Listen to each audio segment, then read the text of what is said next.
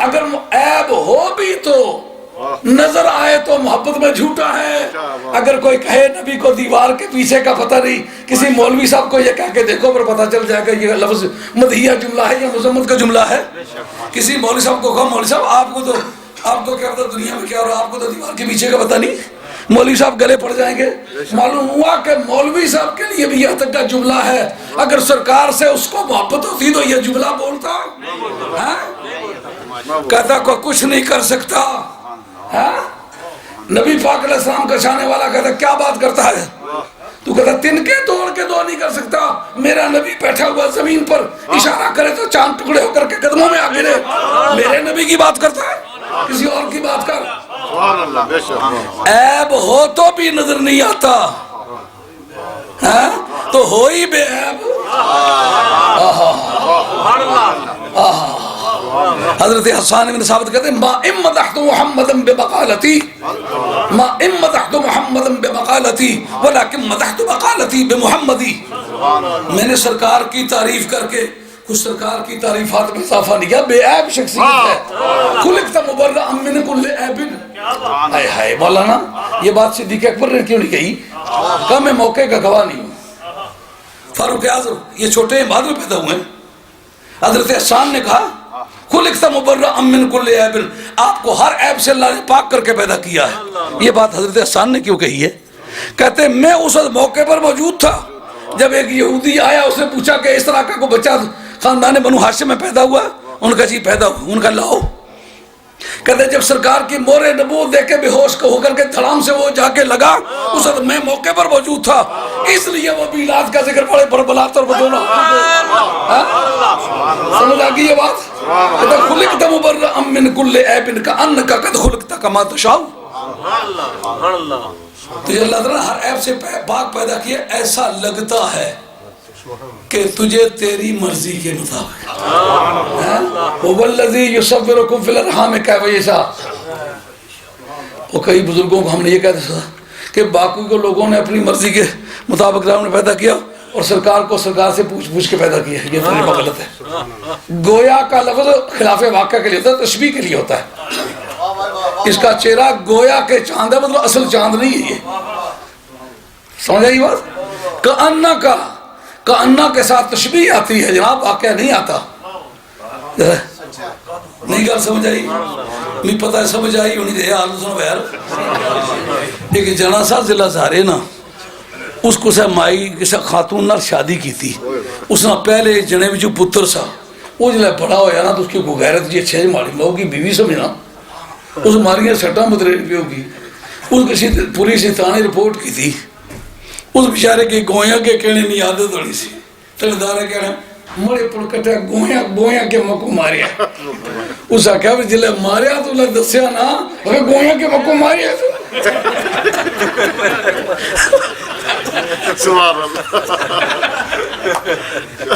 اگر سچ مجھ مارا ہوتا تو گویا کہنے کی ضرورت نہیں تھی نا. گویا کے مکو ماریا. انہیں کہو جی تو سچے مجھے ماریا تو دسیا نا یرا. گویا کا ماریا مطلب ایسا لگتا ہے کہ اس نے مجھے مارا نہیں ہے لیکن ایسا لگتا ہے، یہ محسوس ہونا.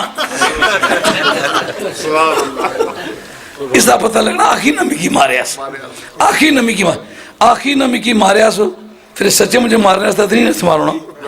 کہ انہ کا قد خلق تھا، گویا کہ آپ کو آپ کی مرضی کے مطابق بنایا.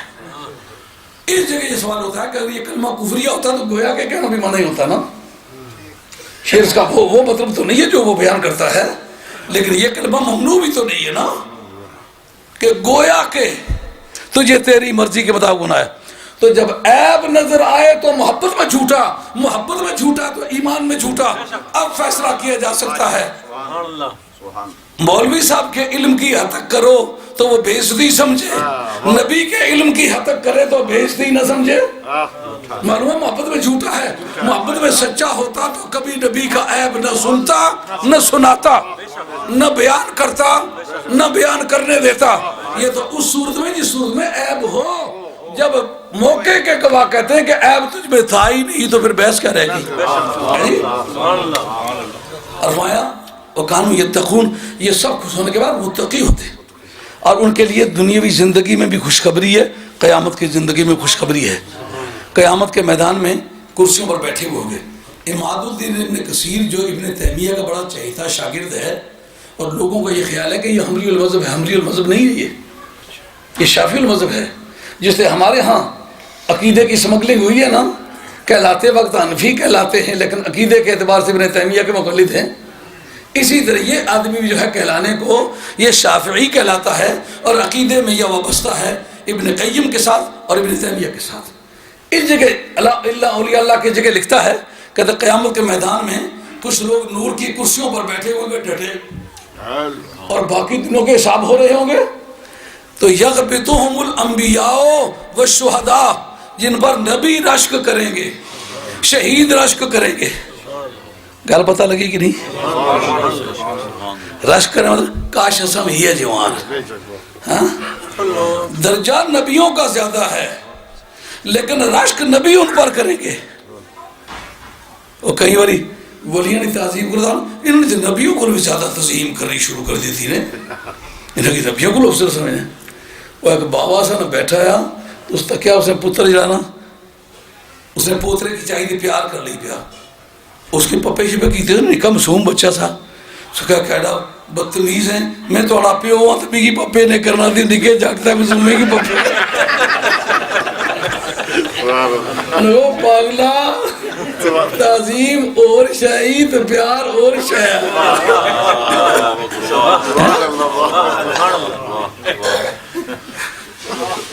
آج یہ بیٹھے ہوئے ہیں ممبروں پر، ممبر بھی نورانی، تاج بھی نورانی، لوگوں کے حساب ہو رہے ہیں اور وہ ذکر الہی میں بست ہیں۔ پوچھنے والے پوچھیں گے یہ کیا معاملہ ہے، پوری دنیا سے مختلف قسم کا سلوک۔ کہا دراصل نبی تو ڈیوٹی باؤنڈ تھے نا، درجہ جو ان کا بلند تھا، وہ اپنی ڈیوٹی پر لگے ہوئے تھے، کام کرنے تھے، ان کی ڈیوٹی نہیں تھی۔ یہ مارے شوق کے جب لوگوں کی آنکھ کھلتی نہیں تھی، ان کی آنکھ لگتی نہیں تھی، جب دنیا اٹھ نہیں سکتی تھی یہ سو نہیں سکتے تھے۔ تو جس طرح دنیا میں انہوں نے میرے ساتھ امتیازی سلوک کیا، اسی طریقے سے میں بھی آج ان کے ساتھ امتیازی سلوک کیا۔ مولانا نے جاتے جاتے جو بات کہی ہے کہ نجات کا دار و مدار عقیدہ صحیحہ پر ہے، اعمال سے ترقی ملے گی۔ نجات کا فیصلہ تو قیامت کے دن ہوگا، لیکن پریلیمنری ابتدائی طور پر فیصلہ قبر ہی میں ہو جائے گا۔ اس کے جتنے سوالات ہوں گے اعمال کے بارے میں کوئی نہیں ہوگا، عقیدے کے بارے میں۔ تیرا رب کون ہے، تیرا دین کون سا ہے، اور تیرا نبی کون سا ہے، یہ سوال کرے۔ سوال ہو چکنے کے بعد تیرا نبی کون سا ہے، یہ جواب دے گا کہ میرے نبی محمد رسول اللہ صلی اللہ علیہ وسلم ہے۔ اس کے بعد شناخت پریڈ ہوگی۔ کل سمجھ آئی نہیں آئی؟ جس لئے پوچھو تو رب کونا، تو رب کی سامنے کری تھے، انہیں پوچھو کہ اس رب نے بارے تو کیا عقیدہ سا، اس نے کیا بجائی؟ جس لئے وہ پوچھو تو دین کے لئے تو ناظم ہمارا دین اسلام ہے، اسلام نے لٹریچر ایک مولویوں والا کورس سامنے رکھی، تو نہیں پوچھو لے بتا سے نا کتابوں نے مطلب تو کیا خیال ہے پکیاں سے کی کچھیاں سے، یہ بھی سوال نہیں ہو لگا۔ شناخت پریڈ صرف سرکار نے بارے کیا، نہ کہا دراصل لمحے چوڑے کام اس کا بارے کری نا جس نے دار و مدار ہے جی سے مائی امتحانے پر اتنا زور نہیں ہونا، پاس ہوئے تو چنگے نمبر آئندہ پہ مل سنو، ریکارڈ اچھا بنی گیا سی، ششمائی امتحان پاس ہوئی گیا چنگی کر ہے، فیل ہوئی گیا تو پاس ہونے نے چانسز ہونے، نو مائی وچ بھی 17 کر فیل بھی ہوئی گیا چھنا، سالانہ پاس ہوئی گیا چھتا ہے پاس ہو، تو جی سالانہ میں رہی گیا چھتا ہے پہلے اتنا میں پاس ہویا بیتا ہے فیل، اس نا مطلب یہ کہ جتنے امتحان تو آڑے کو کہتے نا انہیں جو پاس ہوئے ہیں تو پاس صحیح، فیل ہوئے ہیں تو فیل صحیح، مگر جس نے دار و مدار ہی او مدینے والی سرکارہ نہیں۔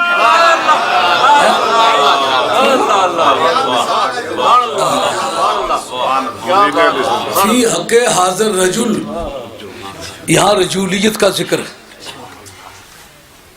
کہاں پہلو ہی دسی سٹا ہے نبی ہے تے پیا تکا مارسی جس دا کہ جگہ دسے نے اس مارے پچھڑے چ کہا تے 20 نہ 20 انٹے تواڑے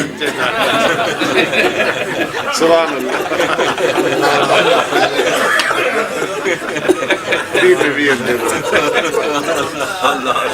پوچھنا نہ کیا مطلب رہی گیا آپ کو ہی دسی نبی پاک علیہ السلام ہے تو پھر پوچھنے نہیں کیڑی حاجت رہے گی. اور یہ جو فرمایا نا کہ وہ نظر آ رہے، اس میں اشارہ مفہوم مبصر کے لیے ہوتا ہے، لیکن اس کے لیے اشارت یہ ہوتی ہے ایک جو اشارہ کرنے والا جس کا نام ہے مشیر، اس کو بھی وہ نظر آتا ہو. دوسرا مشار الہو جس کو اشارہ کر کے بتا رہا اس کو بھی نظر آ رہا ہو. دو اور یہ دونوں آمنے سامنے ہیں. اگر ان سے کوئی بھی ہو جنہوں اشارہ کرنا ممنوع ہے. مثال کے طور ایک آدمی ادھر بیٹھا ہوا ہے، اس کو میں کہتا ہوں یہ کتاب جو ہے نا، ان کو یہ نظر نہیں آ رہی، اس لیے یہ کہنا درست نہیں ہے کہ یہ کتاب. سمجھو بات؟ ادھر جو بیٹھے ہوئے ہیں میں کہتا ہوں یہ جو بینچ ہے نا، ان کو نظر نہیں آ رہا، اس کا مطلب مدینے والی سرکار کی ذات پاک وہ میت کو بھی نظر آتی ہے، فرشتوں کو بھی نظر آتی ہے، اور سرکار بھی دیکھ رہے ہوتے ہیں. اس وقت پوچھا جاتا بتا اس شخصیت کے بارے میں تیرا عقیدہ کیا تھا؟ اب شناخت میرے ہونے کی حقیقت واضح ہو گئی. اتنا ہونا ایک سوال پیدا ہو سے کہ باقیاں نبیوں نے زمانے میں بھی یہ گلہ ہونی رہی ہیں کہ نہیں؟ اچھا ایسی گل پھنسی پھر کیا باقی نبی بھی قبروں میں گشنے رہے؟ مطلب سوچی تو دسو میں ساری گلہ نہ بان لگا.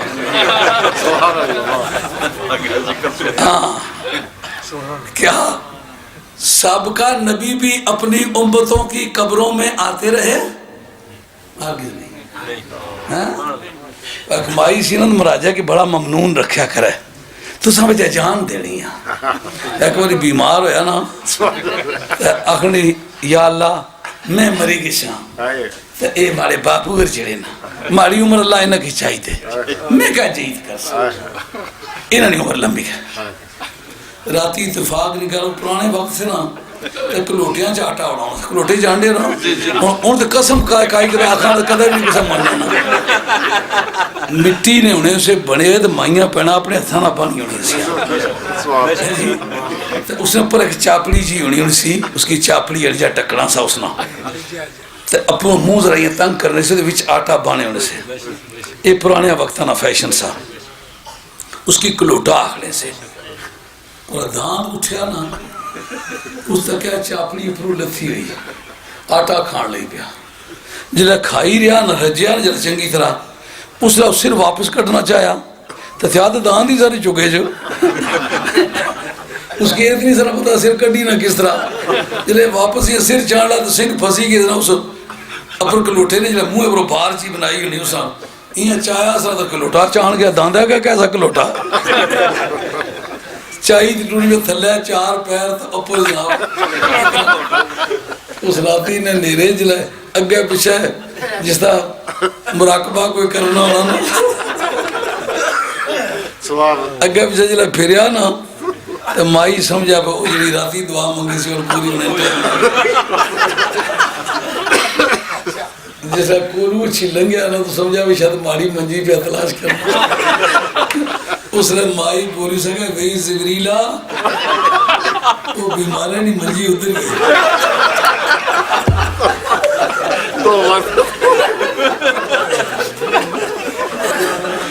موتا لاویلا ڈاڈا ہونا یہ جیڑیاں آخری کہ لفافہ آنی نا وہ ویجز نا تو سدھا مارے کونٹے جمع کرا سے مارے کو پچھی دی پیسے کٹایا کرا سے مرنے نے ویلے نال نہیں ٹورنیاں. کوئی نبی بھی مرتے وقت کسی نبی کی کسی اپنے امتی کی قبر میں نہیں گیا. پہلی بات سمجھ رہی ہے یہ باب ما جاء فی خصوصیت صلی اللہ علیہ وسلم کے چپٹر میں امام قسطلانی نے معابر دنیا کے اندر لکھا ہے. صرف سرکار کوئی نبی کسی کی قبر میں نہیں گیا.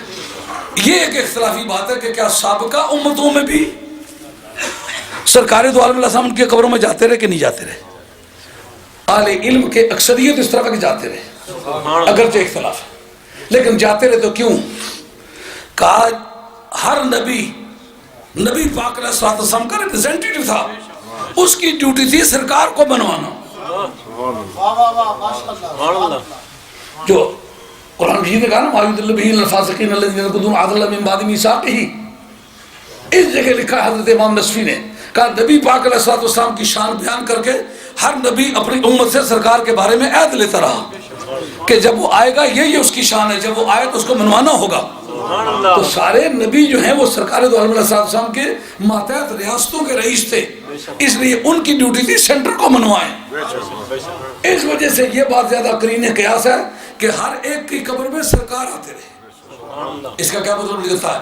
جو سرکار کی عالمگیریت ہے کل کائنات کا، جس طرح خدا ایک ہے اس طرح کل کائنات کا مصطفیٰ ایک ہے.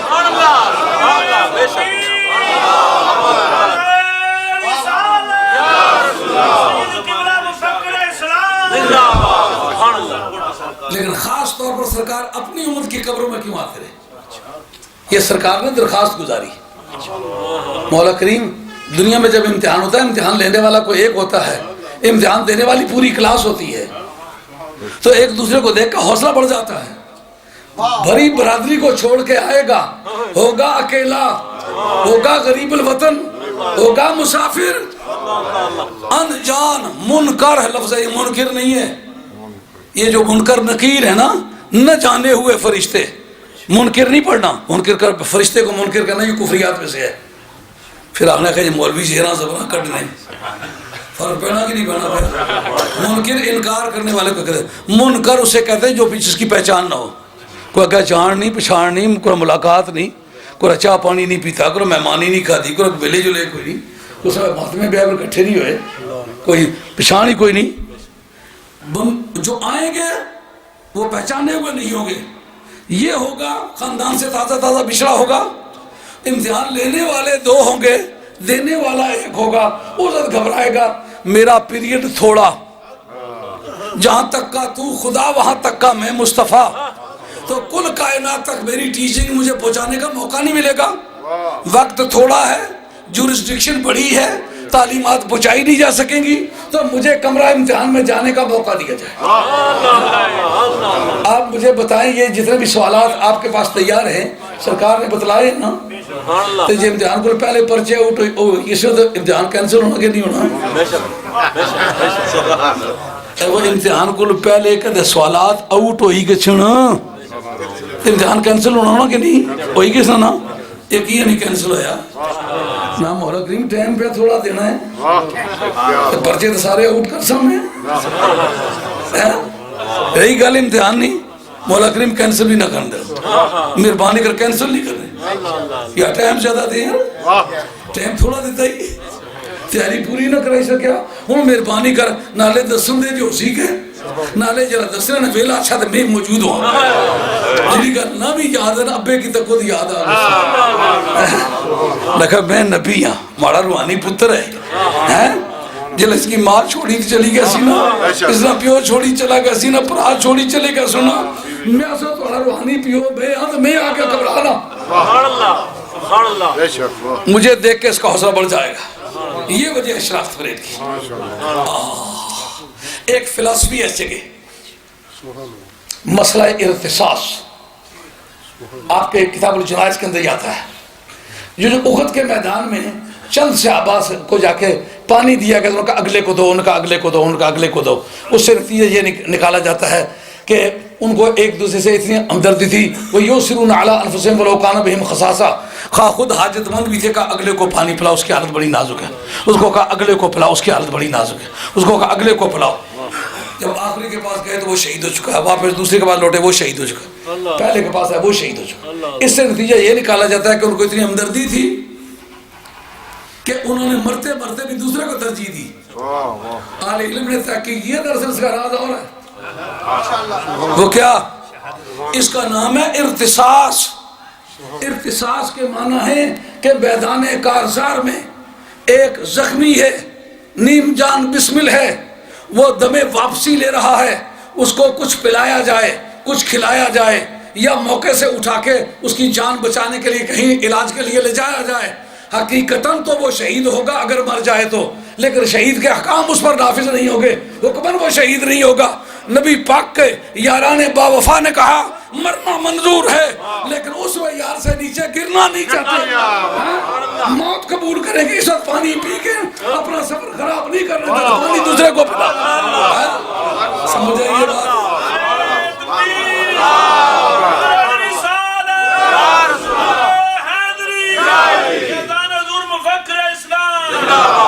آپ سمجھیں اس کا تعلق تو اس کو قبر کے سوال سے کوئی نہیں بنتا. ابھی بتاتا ہوں کس نے بنتا ہے. جٹا نے پیر ہے نا وہ تو دسیا تھا نا جنے دو ہال کٹھے پہ بانے سے جب مڑی پھیرا موڑو نا تاں پتہ نہ پچھلے پاڑے کرنا پیا. وہ پوچھا یرا تو یہ تکن کتنے پاڑے کیتے نہیں کہ تو نہیں لکڑی نہ بیاہ کیتے تھا تو بڑے کو صحابہ کھلایا سی. انہاں کہا یرا پاڑے نا الوینا کا تعلق بنا کا تعلق تو کوئی نہیں بنا میں گلا جو گل تے نکلی سی.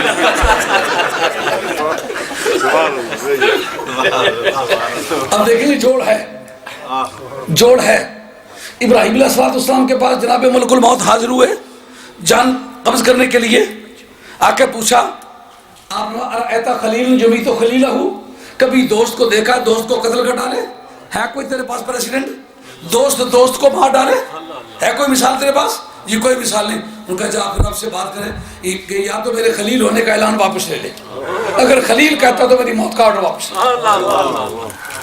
جس وقت واپس حاضر ہو کر کے بارگاہ خداوندی میں مؤدبانہ عرض گزاری تو رب کریم نے کہا جواب میں اس کا یوں کہو ارأیت خلیلا یکرہ لقاء خلیلہ, اگر تم نے اس کی مثال کوئی نہیں دیکھی کہ دوست نے دوست کو مار ڈالا ہو تو اس کی مثال کہاں دیکھے کبھی دوست نے جان مانگی ہو تو پھر یار نے اتنی باتیں کی ہوں جتنی تو کر رہا ہے. موسیٰ علیہ السلام کے پاس جان لینے کے لیے ملک الموت آئے, آپ نے ایک تھپڑ مارا آنکھ باہر آ گئی کہ نہیں آ گئی؟ انور علی شاہ صاحب لولابی فیض الباری شرح بخاری کے اندر لکھتے میرے پاس موجود ہے, یہاں ضرورت ہو تو ابھی فوٹو سٹیٹ کر کے دے سکتا ہوں. کہا وہ موسیٰ علیہ السلام نے جو تھپڑ مارا تھا نا ملک الموت ہی تھے جو سہ گئے, صرف آنکھ ہی نکلنے پر گزارا ہو گیا. اگر وہ زمین پر مار دیتے نا وہی تھپڑ تو 14 طبق ٹوٹ جاتے, لن دقت السماوات والارض, زمینیں بھی ٹوٹ جاتی, آسمان بھی ٹوٹ جاتے. پیغمبر کی قوت کا اندازہ ہوا. ایک نبی اساں جے ہونے دل کرنا کوئی اپلیکیشن سٹا ایک پھیرا لان جتنے نہ کیا کیا سٹن انہیں کی پتہ لگی سے نبی اساں جی ہونے یہ نہیں ہونے. پر ایک مرتبہ ہمارا تو تھا وہ گئے جو آگے بیتی سو بیتی, لیکن جان دینے کا کام مشکل تو ہے. اب نبی کریم علیہ السلام کو امتی موت کے دروازے پر کھڑا ہے, پانی آ گیا ہے. انہوں نے کہا مجھے موت کی طرف جانے سے پانی واپس کر لیں. حضرت بلال حبشی کا وصال ہو رہا ہے, پوچھنے والا پوچھتا ہے. اب آپ کی اہلیہ کہتی ہے واہ حسنا ہو یا بلال, اے بلال افسوس سے تم مر رہے ہو. ان کا مت کہو واہ حسرتا ہو یا بلال, کہو واہ حسنا ہو یا بلال. بلال مبارک ہو مر رہے ہو. ان کا مرنے والے کو مبارک بات دینا کوئی سینس نہیں بنتا. ان کا اور کسی کو نہ کہو پر مجھے کہو. کیوں؟ انی القا محمد صلی اللہ علیہ وسلم بعد مدت مدیدت, بچھوڑا ہوئے کو مدتیں بیت گئی ہیں. اب جب میں قبر میں جاؤں گا نا تو سرکار دو علیہ السلام سے ملاقات ہو گئی. ایسی زندگی سے مجھے فارغ ہونے دے جس زندگی نے دیدار مصطفیٰ سے روک رکھا ہے. دل نہ کیوں ہم مضطرب موت کے انتظار میں, سنتا ہوں مجھ کو دیکھنے آئیں گے وہ مزار. اب اذان ہونی چاہیے, اذان کے بعد پھر باتیں کریں.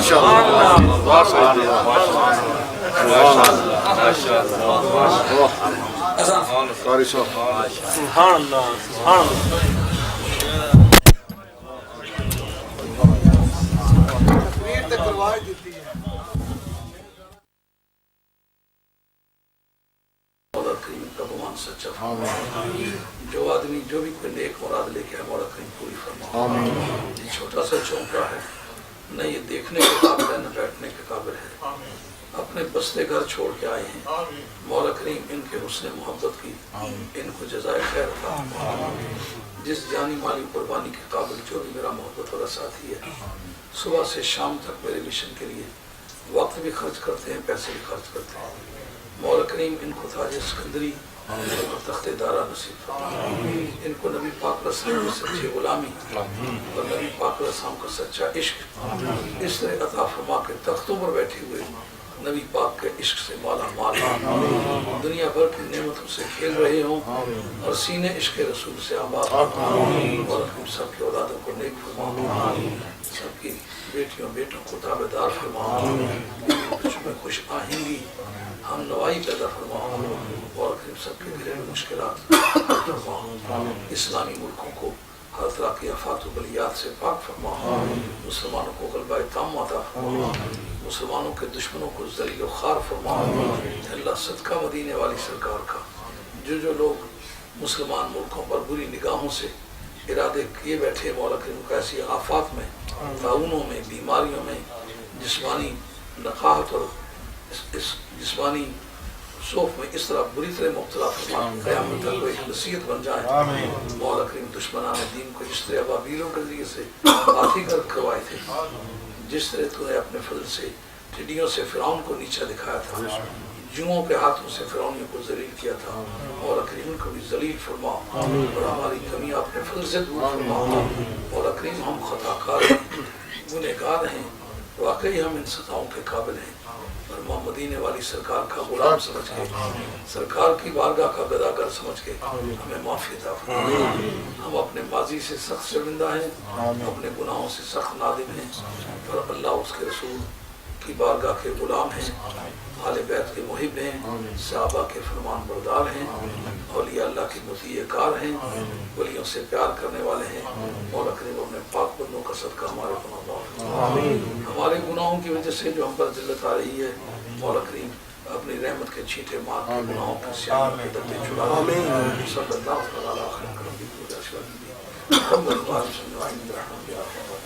اب آپ حضرات کی خدمت عالیہ میں ہمارے ایک معبود دوست جن کا ماضی ہماری دوستی میں اس قدر لبریز ہے، میں ان کا شکریہ نہیں ادا کر سکا۔ مولانا حافظ محمد فضل احمد صاحب مدرس اللہ بداؤں بکار اور عالیہ تشریف لاتے ہیں، اور 10 منٹ میں اپنا وہ بے لوث خطبہ جو اپنے ذوق شوق پر پیش فرما کرتے ہیں، آپ بھی پیش فرمائیں۔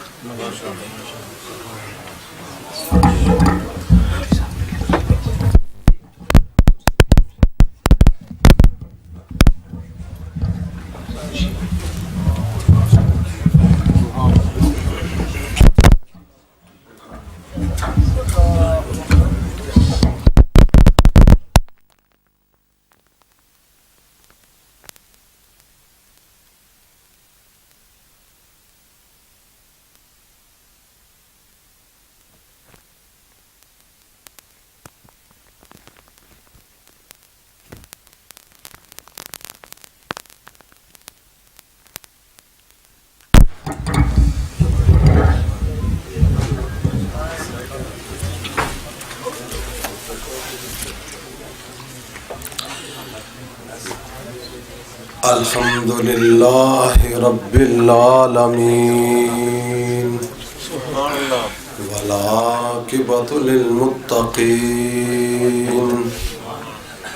والصلاة والسلام على رسوله الكريم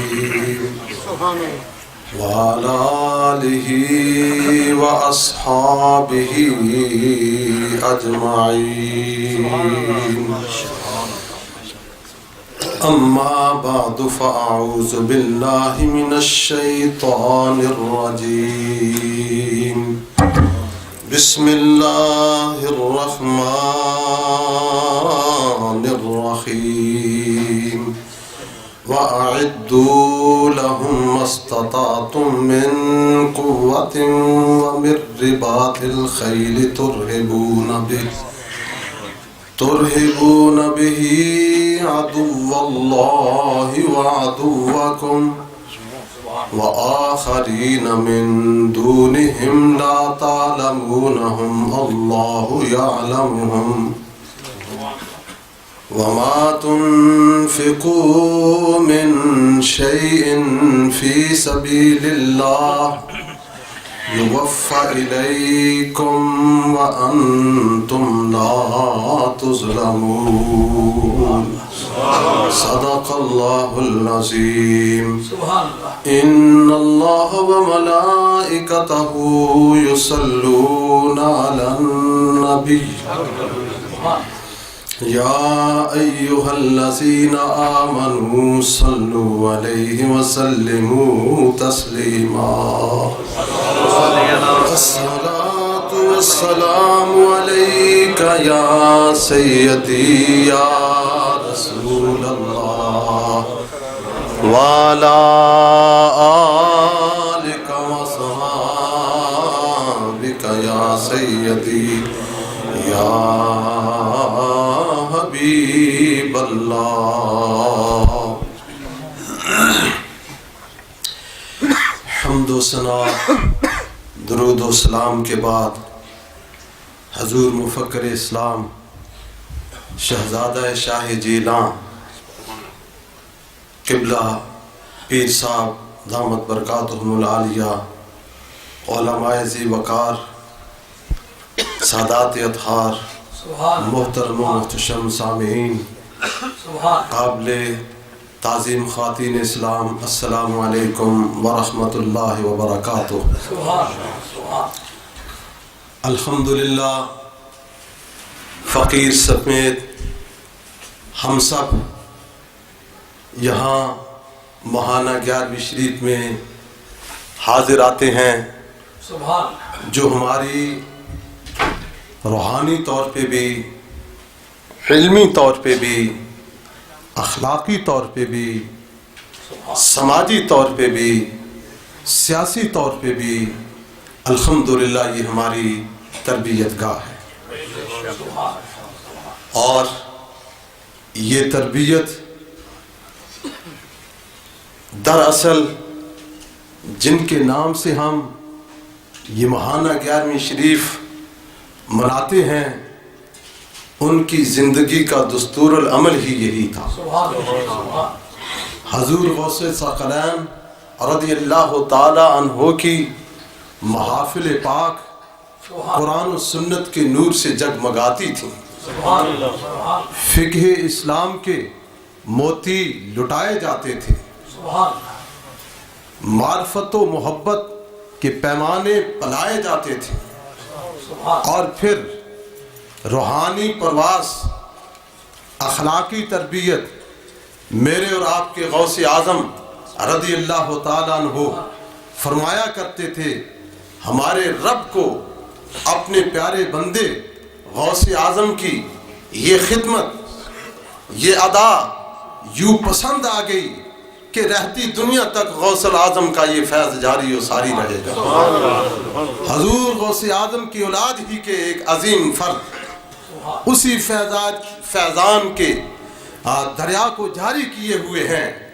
الحمدللہ میں اپنی بات عرض کرتا ہوں، ہر بار جب آتے ہیں کچھ نہ کچھ نہیں بہت کچھ لے کے جاتے ہیں،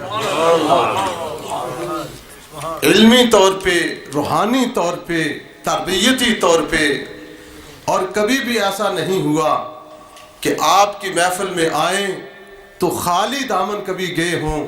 خدا وہ وقت نہ لائے کہ حضور مفکر اسلام کی اس تربیت گاہ سے کبھی ہم رجیدہ واپس چلے جائیں. اس وقت کے آنے سے پہلے اللہ وقت ختم کر دے. برادران اسلام، چونکہ قرآن حکیم ہماری ہدایت کے لیے آیا ہے، اور یہ ہدایت قیامت تک کے لیے جاری اور ساری رہنی ہے.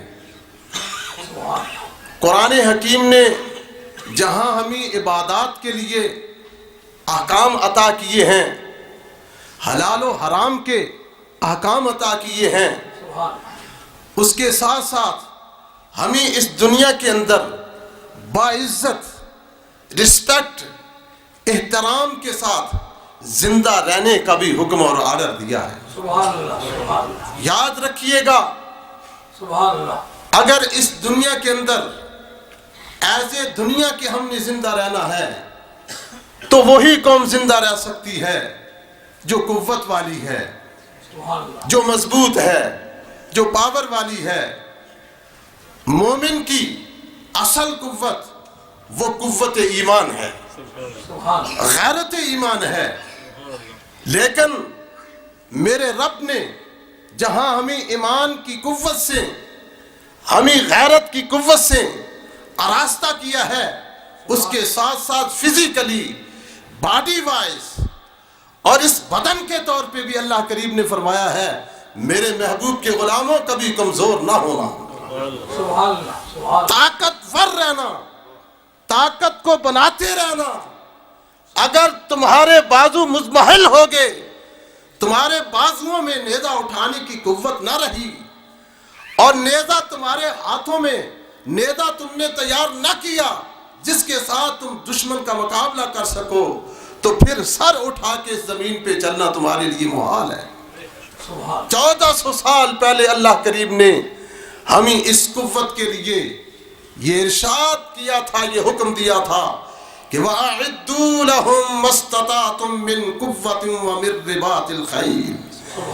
میرے محبوب کے غلاموں، اپنی استطاعت کے مطابق، اپنی طاقت کے مطابق، اپنے حالات کے مطابق اور آگے پیچھے جو ماحول ہے اس ماحول کے مطابق اپنی قوت کو تیار کرو، بندھے ہوئے گھوڑے پالو، تیار کرو۔ مولا اس قوت سے، ان گھوڑوں سے ہمیں کیا فائدہ ہے؟ فرمایا ترہبون بہ عدو اللہ وعدوکم۔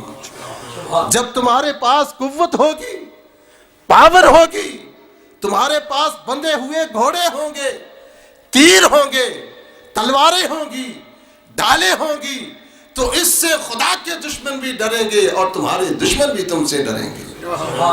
تو قرآن کی یہ مراد اور منشا یہ ہے کہ مومن وہ ہے جس سے خدا کے دشمن بھی ڈرتے ہیں اور مومن کے دشمن بھی ڈرتے ہیں۔ یاد رکھو، مومن کا دشمن وہی ہے جو خدا کا دشمن ہے۔ ہم تو خدا کی ساری خدائی سے پیار کرنے والے ہیں، ہم تو خدا کی ساری خلق کو محبت کا درس دینے والے ہیں، پھر یہ ڈر اور خوف کا کیا مسئلہ ہے؟ اصل بات یہ ہے جو خدا کا دشمن ہے وہی مومن کا دشمن ہے۔ اللہ کریم فرماتے ہیں جب تمہارے پاس قوت ہوگی، جب تمہارے پاس پاور ہوگی، تمہارے پاس وقت کا اسلحہ موجود ہوگا، تو پھر خدا کے دشمن بھی ڈریں گے، تمہارے دشمن بھی ڈریں گے۔ آخرین من دونہم لا تعلمونہم اللہ یعلمہم۔ ان کے علاوہ ایک تو کھلے دشمن ہیں جو تم آنکھوں سے دیکھتے ہو، کانوں سے سنتے ہو، اپنے حواس سے محسوس کرتے ہو۔ فرمایا ان کے علاوہ کچھ ایسے دشمن بھی ہیں جنہیں تم نہیں جانتے، خدا جانتا ہے۔ وہ تمہاری صفوں کے اندر بھی ہو سکتے ہیں، تمہارے اڑوس پڑوس میں بھی ہو سکتے ہیں، مسلمانوں کے روپ میں بھی ہو سکتے ہیں، مسلمانوں کے بحروپ میں بھی ہو سکتے ہیں۔ فرمایا یہ مارے آستین ہیں، جب تمہارے پاس قوت اور پاور ہوگی تمہارا کھلا دشمن بھی تم سے ڈرے گا، تمہارا پوشیدہ دشمن بھی تم سے ڈرے گا۔ اور پھر فرمایا قوت حاصل کرنے کے لیے جو کچھ تم خرچ کرو گے، وَمَا تُنْفِقُوا مِنْ شَيْءٍ فِي سَبِيلِ اللَّهِ، گھوڑے پالنے میں، تیر تفنگ تیار کرنے میں جو تمہارا مال صرف ہوگا، تمہارا جو وقت صرف ہوگا، فرمایا یوفا الیکم، اس کا بدلہ تمہیں پورا پورا عطا کیا جائے گا، اس میں کمی نہیں آئے گی۔ وانتم لا تظلمون، تمہاری ایک ایک پائی اللہ کریم اکاؤنٹ فرما رہے ہیں اور تمہیں وہ عنایت فرمائیں گے۔ برادران اسلام، جب قرآن نازل ہو رہا تھا اس وقت قوت نام تھا اس دور کے مروجہ ہتھیاروں کا۔ تلوار قوت میں شامل تھی، تیر، نیزہ، بالا، ڈھال، یہ تمام چیزیں اس وقت قوت میں شامل تھی، اور گھوڑے اس وقت قوت میں شامل تھے۔ قوت کا معنی چونکہ رسالت آپ صلی اللہ علیہ وسلم کی زبان وحی ترجمان سے تیر کو لیا گیا ہے، تو حضور صلی اللہ علیہ وسلم کو، غلاموں کو اللہ نے 1400 برس فرمایا تھا کہ تم اپنے اپنے دور میں، اپنے اپنے زمانہ میں، اپنے دور کے دشمنوں کے لیے وہ قوت جمع کرنا، وہ اسلحہ بنانا اور وہ چیزیں تیار کرنا جن سے تمہارے دشمن اور میرے دشمن بیک وقت ڈرتے ہوں۔ آج دنیا کے اندر جو ظلم اور ستم کا بازار گرم ہے۔ حضور مفکر اسلام ابھی دعائیں فرما رہے تھے کہ مولا ابابیلوں کے ذریعے تو نے ہاتھیوں کو فنار کیا، ہاتھیوں کے لشکر جراح کو فنار کیا، یقیناً خدا آج بھی چاہے تو ابابیلوں سے آج کے دور کے بڑے فرعون ہاتھی بش کو تباہ کر سکتا ہے، لیکن ایسا نہیں ہونا چاہیے، ایسا نہیں ہوگا۔ کیوں نہیں ہوگا؟ ہم نہیں چاہتے ایسا ہو، اس لیے کہ جس وقت کعبہ پہ اس دور کے فرعون نے دعویٰ بولا تھا، اس وقت کعبہ کا تحفظ کرنے کے لیے باشندگان مکہ کے پاس اس وقت قوت نہیں تھی، پاور نہیں تھی۔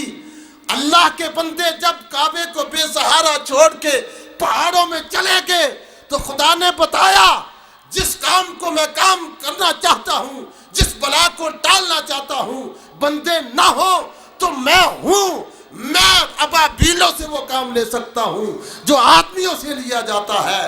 آج ابابیل اس لیے نہیں آنی چاہیے کہ کروڑوں کی تعداد میں مسلمان موجود ہے، مسلمان کے پاس اس وقت دولت موجود ہے، افرادی قوت موجود ہے، کیا کچھ موجود نہیں ہے، لیکن آئے افسوس کہ مسلمانوں نے جن کے پاس آج سب سے زیادہ بڑی دولت ہے، آج جہاں سب سے بڑی بجلیاں کوندنے والی ہیں، جس سرزمین عرب کو تحس نحس کرنے کے لیے آج کا فرعون، آج کا نمرود، آج کا شداد سکیمیں کر رہا ہے اور دھمکیاں دے رہا ہے، تیاری کر رہا ہے، اس سرزمین عرب کے اندر دولت کی کون سی کمی ہے؟ اس سرزمین کے اندر کون سی دولت ہے جو آج موجود نہیں ہے؟ لیکن افسوس ہم نے قرآن کے حکم کو ٹالا، ہم نے اس دولت کو عیاشیوں میں لگایا، اس دولت کو اپنے ظاہری حسن و جمال کو نکھارنے کے لیے لگایا، اس کو آرام اور چین میں لگایا۔ وہاں وہ خیموں کے اندر ایئر کنڈیشن لگے اور اونٹوں پہ سوار کرنے والے شیولاٹوں پہ سفر کرتے ہیں، طیاروں پہ سفر کرتے ہیں۔ اس قوم کو تو خدا نے سب سے پہلے اولین مخاطب تو اس وقت عرب کے اندر مسلمان تھے، پہلے مخاطب یہ تھے۔ اگر آج عربوں کے پاس، ان کے پاس بھی جٹ ہوتے، ان کے پاس بھی آج طیارے ہوتے، ان کے پاس بھی آج اگر راکٹ ہوتے، ان کے پاس بھی آج بم ہوتے، تو امریکہ اتنے ہزاروں میلوں سے ہم کو نہ للکارتا، ہم کو نہ بے عزت کرتا، ہماری انسلٹ نہ کرتا۔ یہ سب کچھ اس لیے ہو رہا ہے کہ مسلمانوں نے قرآن کو پیچھے رکھا، خود آگے چلے۔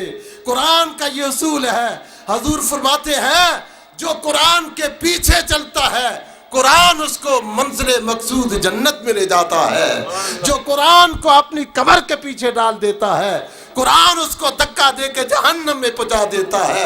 جہنم میں تو قیامت کے بعد جائیں گے، ہمارے لیے تو آج ہی جہنم تیار ہے۔ جہنم کا مطلب کیا ہے؟ مفہوم یہ ہے وہ دکھوں کا گھر ہے، وہ پریشانی کا گھر ہے، وہاں جان پہ بنی ہوگی کہ آج ورلڈ وائز مسلمانوں کی جان پہ نہیں بنی ہوئی۔ آج مسلمان خوف و ہراس میں جی رہا ہے، آج مسلمان سر اٹھانے کے قابل نہیں ہے۔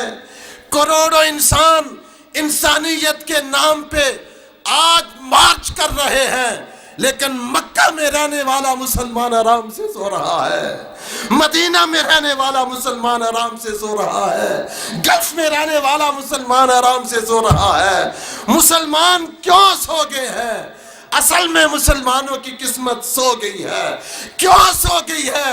انہوں نے قرآن کو چھوڑا، صاحب قرآن مصطفیٰ رسول اللہ کو چھوڑ دیا ہے۔ مسلمانوں، آج عراق کے ایک ایک چھوٹے چھوٹے اسلحے کو تباہ کرنے کے لیے 1 مارچ کا انہیں ٹائم دیا گیا ہے کہ تم ابھی اس اسلحے کو تباہ کرو۔ ہم کہتے ہیں ہمارے ایمان کو خطرہ نہیں، ہمارے دین کو خطرہ نہیں۔ آپ کیا سمجھتے ہیں؟ جو حکم خدا نے دیا تھا تم اسلحہ تیار کرو، کفر کہتا ہے اس اسلحے کو تباہ کرو، جبکہ اس سے کہیں زیادہ مہلک اسلحہ اسرائیل کے پاس موجود ہے۔ اسرائیل ڈیلی مسلمانوں کو ڈھیر کر رہا ہے، کشمیر میں ڈیلی مسلمان شہید ہو رہا ہے، افغانستان میں ہزاروں مسلمان۔ ہمارے کاندھوں پہ سوار ہو کے شہید کر دیے گئے ہیں۔ یہ کیا ہے؟ عالمی سیاست آج یہ ہے کہ آج بش انڈیا کو 2.5 ارب ڈالر کی رشوت دے رہا ہے کہ تیری سرزمین سے میں صرف اپنے طیاروں کو وہاں سے میں تیل فیول لوں گا، اور ٹرکی کو 26 ارب ڈالر کی رشوت کی پیشکش کی گئی ہے۔ ٹرکی ابھی اور مانگ رہا ہے۔ پاکستان نے 1 ارب پہ اپنی غیرت کو بیچ دیا ہے۔ مسلمانوں قرآن کو پڑھو، جب بلقیس کو حضرت سلیمان علیہ السلام کا خط پہنچا تو اس نے اپنے مشیروں سے مشورہ کیا۔ اس کے مشیروں نے کہا اولو قوت و اولو باس شدید والامر الیک فانظری ماذا تأمرین۔ اگر یہ تختی ہم سے پوچھتی ہو، ہم پاورفل ہیں، ہم لڑ سکتے ہیں، ہم مٹ سکتے ہیں، مٹا سکتے ہیں، لیکن آخری فیصلہ تیرا ہونا چاہیے۔ بلقیس نے کہا کہ یہ بادشاہوں کا دستور ہے، جس بستی میں جاتے ہیں اس بستی کو تباہ کر دیتے ہیں، عزت والوں کو ذلیل کر دیتے ہیں۔ یہ جو خط آیا ہے یہ خط نرالا ہے، اس میں 2 ہی نام ہیں، ایک سلیمان کا نام ہے، ایک اللہ کا نام ہے۔ میں یہ جاننا اور پہچاننا چاہتی ہوں کہ یہ سلیمان علیہ السلام اگر واقعتاً وہ اللہ والے ہیں، یہ نبی ہیں، تو میں آزمائش کرتی ہوں۔ اگر یہ اس آزمائش میں فیل ہو گئے معاذ اللہ، تو پھر میں تمہاری قوت سے، تمہاری پاور سے میں اس بادشاہ کا مقابلہ کروں گی۔ انی مرسلۃ الیہم بہدیۃ فناظرۃ بما یرجع المرسلون۔ میں تحائف بھیجوں گی، میں ہدیے بھیجوں گی، میں دیکھتی ہوں کہ جو ہدیے لے کے جائیں گے ان کے ساتھ یہ بادشاہ کیا سلوک کرتا ہے۔ قرآن کہتا ہے فلما جاء سلیمان قال اتمدوننی بمال فما آتانی اللہ خیر مما آتاکم بل انتم بہدیتکم تفرحون۔ یہ مال مجھے دکھاتے ہو، یہ سونے چاندی کی اینٹیں مجھے دکھاتے ہو، یہ ہدیہ دکھاتے ہو، میرے رب نے مجھے جو عطا کیا تم سے زیادہ عطا کیا ہے، تم ہدیوں سے خوش ہوتے ہو۔ فرمایا ایک ہی بات ہے، ارجع الیہم، یہ ہدیے واپس لے جاؤ، یہ ڈالر واپس لے جاؤ، یہ گولڈ واپس لے جاؤ، یہ سلور واپس لے جاؤ، یہ غلام کنیزیں واپس لے جاؤ۔ ارجع الیہم فلناتینہم بجنود لا قبل لہم بہا۔ تم جاؤ، میں ایسا لاؤ لشکر لے کے آؤں گا، ایسی فوج لے کے آؤں گا کہ صنعاء والے میری اس فوج کا، میری اس آرمی کا، ان مجاہدین کا مقابلہ کرنے کی سکت تک نہیں رکھتے۔ وَلَنُخْرِجَنَّهُم مِّنْهَا أَذِلَّةً وَهُمْ صَاغِرُونَ۔ میں ان کو ان کے گھروں سے ذلیل و رسوا کر کے نکال دوں گا۔ ایک ہی آپشن ہے، یا شرک چھوڑ دو، اسلام قبول کر لو۔ اگر یہ منظور نہیں ہے تو میرے مجاہدوں کی تلوار کی کاٹ کے لیے تیار ہو جاؤ۔ برادران اسلام، قرآن نے ہمیں درس دیا ہے، مسلمان نبی کا ماننے والا، رسول کا ماننے والا، رشوت لے کے اپنے بھائیوں کو قتل نہیں کرواتا۔ ہائے افسوس، ہم کہتے ہیں ہم ذلیل ہیں، ہاں ذلت کے قابل ہیں۔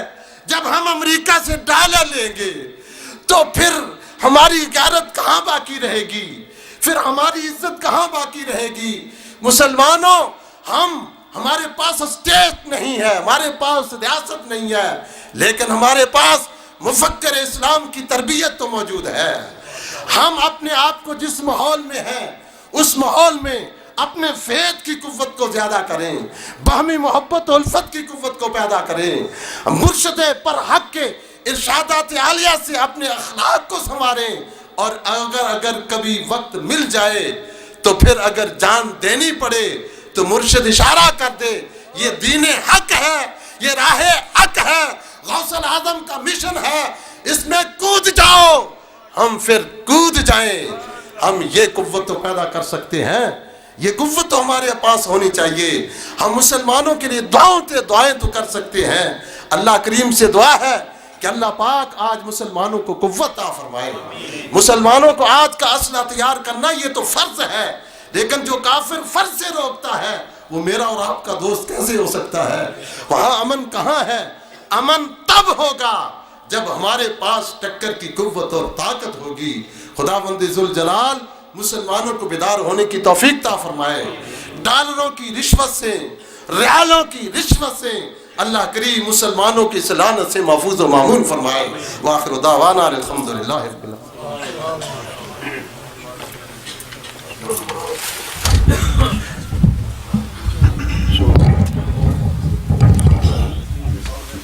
حضرت قبلہ حافظ صاحب نے بہت شاندار طریقے سے حالات کی پکار کا ترجمہ کیا ہے.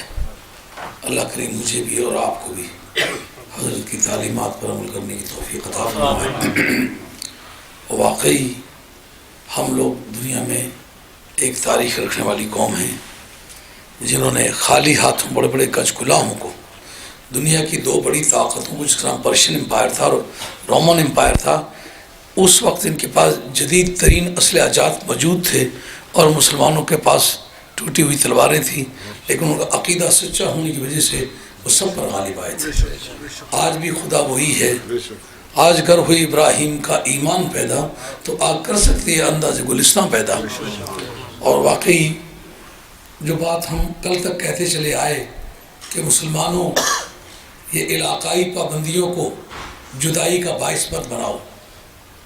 ایک آدمی کہتا ہے میں عربی ہوں، تو کہتا ہے میں پنجابی ہوں، ایک کہتا ہے میں کشمیری ہوں، ایک کہتا ہے ہندوستانی ہوں. ہم اس بات سے ہمیشہ سے جنگ کرتے چلے آئے رہے کہ نبی کریم علیہ السلام کا ماننے والا سیدھی بات کہے کہ زلف تابدار مصطفیٰ کا اسیر ہو.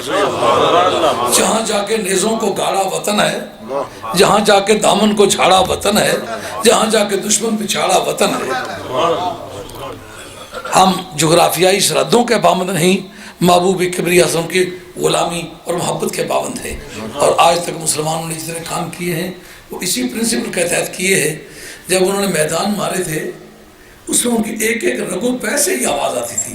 جو حضرت سفینہ کا راستہ شیر نے روکا تھا تو انہوں نے شیر کو کیا کہا مولانا؟ یا ابو الحارث انا مولا رسول اللہ صلی اللہ علیہ وسلم. یہ کیوں نہیں کہا میں عربی ہوں؟ انہوں نے یہ کیوں نہیں کہا کہ میرا نام سفینہ ہے؟ قاعدہ کیا ہے؟ اگر ایک عورت ایک سپاہی کی بیوی ہے اور ایک بریگیڈیئر کی لڑکی ہے تو جب کسی جگہ پیچھا پڑ جائے تو بریگیڈیئر کا نام لیتی ہے، میں بریگیڈیئر کی لڑکی ہوں. اس کا مطلب انسان کو اپنا سپیریئر رینک بیان کرنے کی عادت ہے. اس وقت انہوں نے یہ نہیں کہا میں توحیدی ہوں، میں خدا کا ماننے والا ہوں. ان کے پاس سب سے زیادہ جو سپیریئر رینک تھا وہ یہ تھا کہ انا مولا رسول اللہ صلی اللہ علیہ وسلم. اب یہ بات کرتے وقت ایک بات سمجھ میں ضرور آنی چاہیے جس کو کہیں گے کہ آپ اقتضاء النص. جب تک ان کا یہ عقیدہ نہیں کہ یہ شعر عربی جانتا ہے یہ جملہ بولنے کا معنی کیا ہے، جب یہ پتا کہ یہ کبھی کسی اسکول میں ٹریننگ کرنے کے لیے گیا نہیں، کوئی لینگویج کورس اس نے کیا نہیں، تو کس بنیاد پر ان کا یہ عقیدہ ہے؟ اس لیے یہ بات پہلے تسلیم کروانی پڑے گی کہ ان کا یہ عقیدہ تھا کہ رہے کائنات میں اس کو پتہ نہ ہو کہ آفیشیل لینگویج کون سی ہے، کائنات کے شہنشاہ کی بولی اس کو جاننا پڑے گی. کیوں؟ ابھی نہیں مولانا بیان کیا کہ ماکن تقول فی کا حضور انگلینڈ میں بھی یہی سوال ہوتا ہے، انگریزی میں ہوتا ہے. پنجاب میں جب موت واقع ہوتی ہے تو اسی لیے سوال عربی میں ہوتا ہے، پنجابی میں ہوتا ہے. اور پشتوں میں جب کوئی آدمی مر جاتا ہے تو پوچھتا بتا اوخا ایک کم سڑی گئی، مجھے بتاؤ یہ کون آدمی ہے؟ عربی میں سوال ہوتا ہے نا. اس کا مطلب سرکاری لینگویج عربی ہے. اور کسی ملک میں زبان کون سی ہوتی ہے سرکاری؟ جو حاکم کی زبان ہو. انگریز ہمارے ملک میں حکمران تھا تو زبان کون سی تھی؟ انگریزی. جب مغل آئے تھے تو ان کی پرشین لینگویج تھی، سرکاری زبان کون سی تھی؟ پرشین تھی. جس وقت اس ملک میں رومن آئے تو اس ملک کی زبان تو انگریزی تھی لیکن نظام کیا تھا؟ رومن لینگویج تھی نا. اس کا مطلب یہ ہے کہ جس جگہ کوئی حاکم ہو زبان اس کی ہوتی ہے. برزخ میں کوئی گیا تو زبان کون سی بولی گئی؟ عربی بولی گئی. اور قیامت کاتبین آئے، انہوں نے لکھنا شروع کیا، کس زبان میں لکھا؟ عربی میں لکھا. لوح محفوظ سے کچھ احکام لینے گئے، کس زبان میں ملے؟ عربی میں ملے. قیامت کا جہاں نظام معادلت ہوتا کس زبان میں ہوگا؟ عربی میں ہوگا. اس کا مطلب یہ ہے کہ کورس وور کچھ نہیں کرائے جائیں گے. سرکاری لینگویج جسے ماں کی گود کی حرارت سے مادری زبان آنے لگتی ہے، اس طرح قبر کی مٹی کی حرارت سے عربی آنے لگے گی.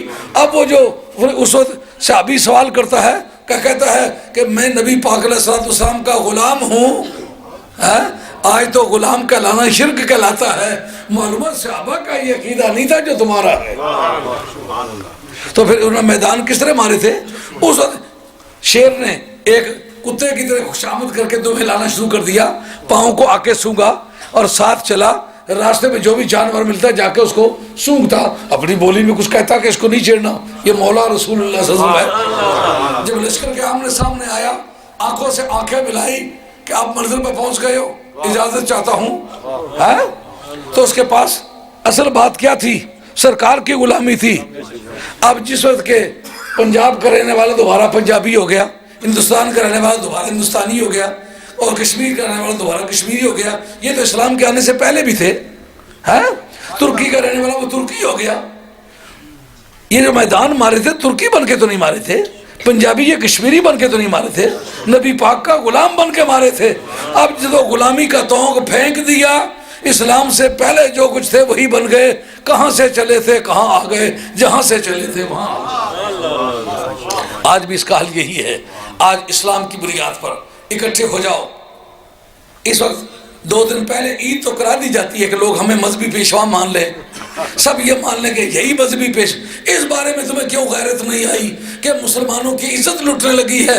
آج ہماری سیادت اور قیادت کیوں نہ کام کرے؟ آج ہم بڑے بن کر کے کیوں نہ ان کے سامنے 4 دیواری کی طرح کھڑے ہو جائیں؟ یہ تمہاری غیرت کا جنازہ تمہارے اپنے کندھوں میں نہیں ہے؟ مولانا نے بہت خوب باتیں کی ہیں. اب حضرت علامہ مولانا جی حق صاحب مدد العالی، میں ان کا بھی حد شکر گزار ہوں، اور جو کیانی خاندان ان کو وہاں سے اٹھا کے لاتا ہے ان کا بھی شکر گزار ہوں. بڑی پابندی کے ساتھ محبت کے ساتھ ان کو لاتے ہیں. اور آپ نے دیکھا ہے جس مرتبہ میں آتے ہیں 10-15 منٹ کی گفتگو میں وہ معلومات چھوڑ جاتے ہیں جو کسی دانشور کو اگر قیمتاً دیے جائیں، میں سمجھتا ہوں پورا ملک بھی دے تو اس کی قیمت ادا نہیں ہوتی. تشریف لاتے ہیں اور 15 منٹ میں اپنا مخصوص خطاب ارشاد فرماتے ہیں، اور اس کے بعد مجلس سے اختتام پذیر ہے. بسم اللہ.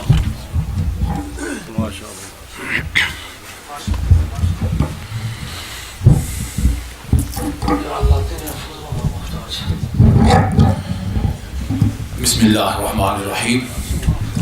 نحمده ونصلي ونسلم على رسول الکریم. اما بعد، حضرات محترم، نہایت ہی اختصار کی ضرورت ہے. میرے ایک برادر محترم نے فرمائش کی کہ جو شفیلڈ میں لاسٹ ویک تھی جو تقریر کی تھی وہ تقریر کر اس کو دہرائیں. حضرات محترم، 2 وجہ سے ان سے معذرت چاہتا ہوں. ایک تو یہ کہ اس کے لیے کافی وقت چاہیے، تبھی جا کر کچھ بات سامنے آئے گی، اور وقت اتنا نہیں ہے. دوسری بات یہ ہے کہ اس مبارک محفل میں پہلے بھی کئی بار عرض کر چکا ہوں، اور حقیقت ہے ایک مقصد یہ ہوتا ہے کہ میں نے کہیں مطالعہ میں یا کسی عالم کی بات سن کر کسی دلیل کی بنیاد پر ایک نتیجہ اخذ کیا ہوا ہے، پھر خیال گزرتا ہے کہ یہ استنباط، یہ نتیجہ لینا شاید کچھ غلطی ہو اس میں، یا اس میں کچھ کمی رہ گئی ہو. تو پھر اس تربیت گاہ میں واقعی مولانا نے فرمایا یہ واقعی تربیت گاہ ہے، یہاں آ کر حضرت کی اجازت سے، آپ کی مہربانی سے، آپ کے حکم سے اس کو بیان کرتا ہوں، تاکہ وہ جو میں نے نتیجہ حاصل کیا ہے حضرت کی تصدیق ملے اور اصلاح ملے. حضرات محترم، ابھی گفتگو میں یہ بات سامنے آئی کہ حضرت نبی مکرم علیہ الصلوۃ والسلام اصل نبی آپ ہیں، باقی انبیاء اور رسول آپ کے ریپرزنٹیٹیو تھے، اور آپ کی فیض نبوت سے ان کو نبوت کا ایک شرف عطا کیا گیا. اس ضمن میں خیال گزرا کہ بائبل میں آج بھی بہت سارے ریفرنسز موجود ہیں جن کو کسی بھی طرح ایکسپلین کیا جا سکتا ہے. اگر میرا خیال یہ ہے کہ یہاں پر اگر ہم اپنے بچوں کو ہی وہ نکال کے ریفرنسز اور ایکسپلین کر کے شاید بتا سکیں، تو سکولوں کا جو یونیورسٹیوں میں لازماً کرسچن ٹیچرز بھی اور اسٹوڈنٹس بھی ہمارے بچوں سے بات چیت کرتے ہیں کہ مذہب یہ ہے اور ہمارا عورتوں میں یہ اس طرح سے. تو ہمارے بچوں کو کچھ تائید ملے گی کہ یہ تمہاری کتاب میں بھی یہ ہے. تاہم آج ایک ریفرنس صرف مختصر ہے، ایک ریفرنس آج عرض کرتا ہوں، یوحنا کی انجیل ہے. پھر یہاں بھی میرا خیال ہے کہ انجیل کا لفظ بولنا چاہیے، ہمیں نہیں بولنا چاہیے. جو 4 کتابیں ہیں نیو ٹیسٹامنٹ کے اندر، ہم ان کو اناجیل اربع کہتے ہیں. تو انجیل کا لفظ یہ انجیل ہے ہی نہیں، پہلی بات یہ ہے. اور پھر یہ خود لوگ بھی ان کو انجیل کا لفظ نہیں بولتے، تو شاید پھر علیحدہ موضوع میں اس موضوع پر آج نہیں جاتا. تو گاسپل کہتے ہیں اس کو. تو جی گاسپل آف جان جو ہے، یوحنا کی جو کتاب ہے، اس میں یہ بتایا گیا کہ یوحنا نے جب پریچنگ شروع کی جا کر، تو یروشلم کے جو اتھارٹیز تھی، حکمران تھے، انہوں نے کچھ پریسٹ کو جو یہودیت کے مبلغین تھے ان کو بھیجا کہ جا کے پتہ کرو یہ شخص کون ہے. وہ آئے اور انہوں نے حضرت یوحنا سے آ کر بات کی، سوال کیے اور کہ تم کون ہو. تو حضرت یوحنا یہ کہتے ہیں آئی ایم ناٹ دا مسیح، میں مسیح نہیں ہوں. پوچھا آر یو دا ایلیا، کیا تو ایلیا ہے؟ کہتے نو آئی ایم ناٹ ایلیا. پھر تیسرا سوال وہ یہ کرتے ہیں آر یو دا پروفٹ، کیا تم وہ خاص نبی ہو؟ اس پر میں تھوڑی سی بات کرنا چاہتا ہوں. یہ دی پروفٹ کا لفظ یہیں اسی گفتگو میں 2 مرتبہ آیا ہے. ایک بات تو یہ ہے کہ پہلے کہا مسیح نہیں، پھر کہا ایلیا، کہا نہیں، تو آخر میں کہا کہ کیا تم وہ پروفٹ ہو. یہ آخر میں آیا ایک بات. دوسری بات یہ ہے کہ پروفٹ نہیں کہا، دی پروفٹ کہا گیا ہے. اور شاید آپ محسوس کرتے ہیں کہ پروفٹ جو ہے یہ کامن ناؤن ہے، اور کامن ناؤن پہ آرٹیکل دی لگاؤ تو وہ پراپر ناؤن بن جاتا ہے. تو دی پروفٹ کہہ کر پراپر ناؤن بنایا کہ وہ خاص نبی. یہ نہیں کہ تم کوئی نبی ہو نا، کیا تم وہ خاص نبی ہو. تو 2 باتیں ہمارے سامنے آئیں کہ یہودی جو تھے وہ 2 باتوں کو بلیو کر رہے تھے. ایک تو اس بات کو کہ اللہ کا ایک خاص نبی آئے گا، اور دوسری اس بات کو کہ وہ سب سے آخر میں آئے گا. سب سے آخر میں پوچھا، یہ آخر میں یہ آیا کہ وہ بھی تم نہیں، یہ بھی تم نہیں، وہ بھی نہیں، تو پھر کیا تم وہ خاص نبی ہو؟ کیونکہ آخر میں تو پھر وہی خاص نبی باقی رہ گیا، کیا تم وہی خاص نبی ہو؟ تو 2 باتوں کو وہ بلیو کرتے تھے. ایک تو اللہ کا ایک خاص اور خاص نبی کی حضور کی خصوصیات بیان کی جاتی رہی تھی، انہی میں ایک بھی تھی کہ وہ خاتم الانبیاء ہوں گے، وہ نبی آخر زمان ہوں گے صلی اللہ علیہ وسلم. پھر چھوٹی سی بات جو میں سمجھ رہا ہوں یہاں سے، وہ یہ ہے کہ کہا مسیح نام لیا گیا، کہا ایلیا یا ایلیا نام لیا گیا، مگر آخر میں نام نہیں لیا کہ تم احمد ہو، کیا تم محمد، یہ نہیں کہا. دا پروفٹ ان کو کہا کیا خاص نبی ہو تم، یعنی وصف سے، اس میں صفاتی سے ان کو بیان کیا گیا. یہاں پر قرآن مجید میں بھی جب ہم غور کرتے ہیں بہت سارے مقامات پر اللہ تبارک و تعالیٰ اپنے پیارے نبی کو ان نبی کہہ کر یاد فرماتا ہے. ان نبی اولیٰ بالمؤمنین یا ایھا النبی انا ارسلناک. اب یہاں وہ بھی بات ہے ان نبی، نبی کے اوپر الف لام آیا، جیسے وہاں پروفٹ کے اوپر دی آیا. تو حضرات محترم بات کیا ہے اس میں؟ یہاں وہاں نام نہیں لیا گیا بلکہ وصف کے ساتھ کیا گیا. اس کی ایک مثال یہ ہے، اگر حضرت والا یہ اگر کسی اپنے مرید کو، کسی شاگرد کو فرما دیں کہ قاری صاحب، تو اس کا مطلب یہ ہوگا کہ وہ شخص فن عقیدت میں کمال رکھتا ہے. آپ کا فرمانا سند ہے. آپ جس شخصیت کا یہ فرمانا، اس کو نام سے نہیں کہا، اس کو وصف سے کہا. اس کا مطلب یہ کہ وہ شخص جو ہے اس وصف کے اندر، جس میں ایک کامل نے اس کو اس وصف سے پکارا ہے، تو وہ اس وصف کے اندر کمال رکھتا ہے. تو اللہ تبارک و تعالیٰ نے نبی مکرم صلی اللہ علیہ وسلم کو ان نبی جو فرمایا، اس کا مطلب وہی نکلا کہ نبوت اصل میں پیارے محمد مصطفیٰ صلی اللہ علیہ وسلم کی ہے. نبوت کا جو استحقاق اصل ہے وہ حضور کے ہے، اور اگر کسی اور کو ملی ہے تو حضور کی اتباع میں ملی ہے، حضور کی طبیعت سے ملی ہے. جیسے کہ کسی نے کہا سب نبی نور محمد سے ہوئے ہیں پیدا، اسی دریا سے یہ نہریں ہوئی جاری ساری. تو چھوٹی سی بات، اور میں زیادہ بات بھی نہیں کرتا، محفل بوریت کا شکار نہ ہو. ایک چھوٹی سی بات یہ سمجھ آئی کہ کیا بائبل کے ریفرنسز پیش کرنا، اس کی کیا حیثیت ہے شرعی اعتبار سے؟ میں آپ کو عرض کروں کہ یہ ہمارے لیے شرعی حجت نہیں ہے. بائبل کے ریفرنسز ہمارے لیے شرعی حجت نہیں ہے. شرعی حجت قرآن اور حدیث پاک ہے، وہ شرعی حجت ہے. مگر یہ بیان کرنا بہتر ہے بہت وجہ سے، جنرل نالج کے طور پر، جنرل انفارمیشن کے طور پر، یا مخالف جو ہیں ان کو جواب دینے کے لیے یہ ہوتا ہے. مثلا مطالعہ میں کر رہا تھا تو حضرت سیدنا خواجہ پیر میر شاہ رحمۃ اللہ علیہ نے بھی ایک مقام پر بائبل کا حوالہ دیا. پہلے مجھے اشتباہ ہوتا تھا، حوالے تو میں دیتا رہتا تھا، لیکن خیال ہوتا تھا کہ پتہ نہیں یہ کہیں گناہ کی بات تو کہ بائبل کی بات کیوں کرتے. تو حضور نے ایک جگہ پر جب مرزا قادیانی نے یہ اعتراض اٹھایا، یہ سوال اٹھایا کہ جناب آپ کہتے ہو حضرت عیسیٰ علیہ السلام جسم اطہر کے ساتھ آسمانوں پہ چلے گئے، اور یہ جو جسم ہے یہ خاکی جسم ہے، اس کی خوراک اس خاک سے ملتی ہے، مٹی سے جو پیداوار ہوتی ہے وہ اس سے خوراک لیتا ہے، اور یہ جسم خاکی جب وہاں بیٹھا ہوا ہے وہاں اس کو مولیاں کہاں ملے گی، گاجر کہاں ملے گی، گندم کہاں ملے گی، یہ خاک سے پیدا ہونے والی چیزیں کہاں ملیں گی، تو یہ جسم کیسے وہاں باقی رہ سکتا ہے. یہ ایک اعتراض اٹھایا. حضرت سیدنا خواجہ پیر میر شاہ رحمۃ اللہ علیہ نے اس کے جواب میں ایک جواب بائبل کے حوالے سے دیا، ایک پیارے آقا حبیب محمد مصطفیٰ صلی اللہ علیہ وسلم کی حدیث پاک سے. بائبل کے حوالے سے مایا کہ تم کو شاید خبر ہو کہ خود عیسیٰ علیہ السلام کے بارے میں بھی رپورٹ کیا گیا ہے بائبل کے اندر کہ عیسیٰ علیہ السلام 40 دن تک جنگل کے اندر چلا کرتے رہے، رب کی یاد میں رہے، نہ کچھ کھایا نہ کچھ پیا.